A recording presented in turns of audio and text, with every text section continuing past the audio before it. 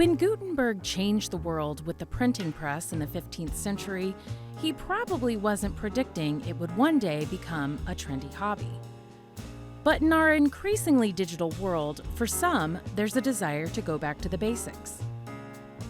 The major increase in sales for vinyl records, the resurgence of film cameras, and, as we found out at Central Print, the art of printmaking. I can print a flyer on my computer in a couple of minutes, or I could spend 8 hours setting type and putting some ink on the press and really engaging with that equipment and the process. It just engages so many senses and it's so much richer. Marie Oberkirsch, alongside other St. Louis letterpress enthusiasts, created Central Print in 2014 to promote and preserve the historic art of printmaking. Through workshops, classes, and programs, the nonprofit allows others to engage with the same machinery used over 100 years ago, and in a shop right down the street from where the local printmaking industry first took off.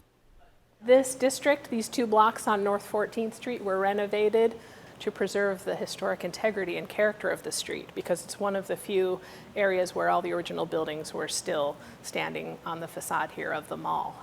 As you stand out in the center of the street, you can look down to the arch grounds, and a lot of the equipment and type that we have here would have been produced by all of the foundries on that very riverfront property. So we love that relationship of St. Louis, the letterpress industry, and our location here in Old North St. Louis.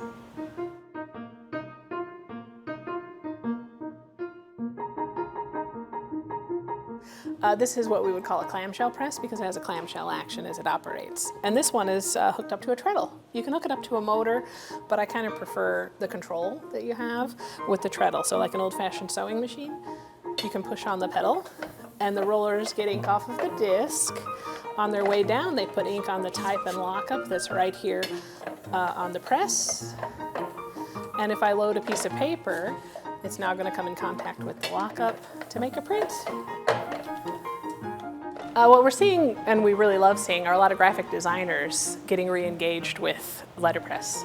All the terminology and things that you use in Photoshop, you might do some kerning or set your leading, but here it's actual pieces of lead. So we'll take the metal pieces and put those between the lines to determine the width and the distance and the setup and lockup on the press.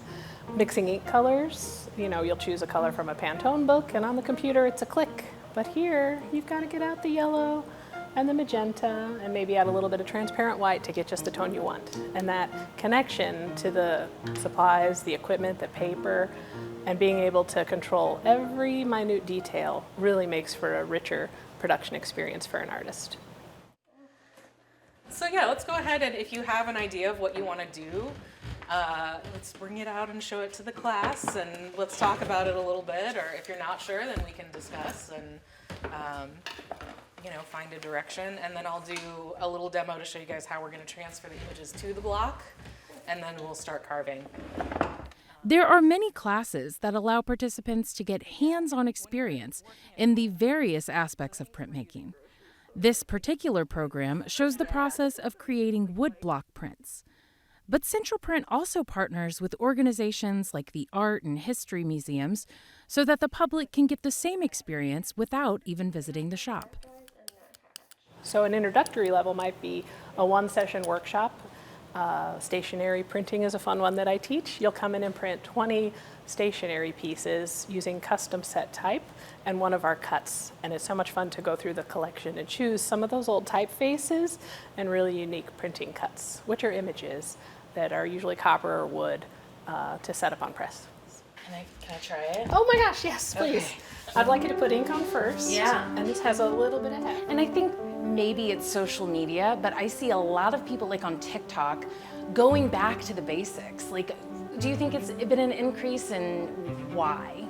There has been. It's pretty wonderful to see. Anymore, I open my car hood and I can't even see what the motor does. But I remember my 1976 Nova, I could go in there and make adjustments. And it's the same with these presses.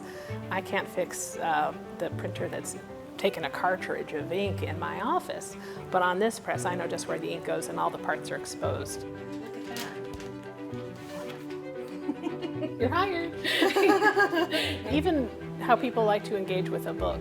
We can all look electronically on our pads and read, but cracking open a book and getting a whiff of the glue and the ink and feeling the paper, hearing the sound of the pages as they turn over, it's a different experience. And the same with printmaking.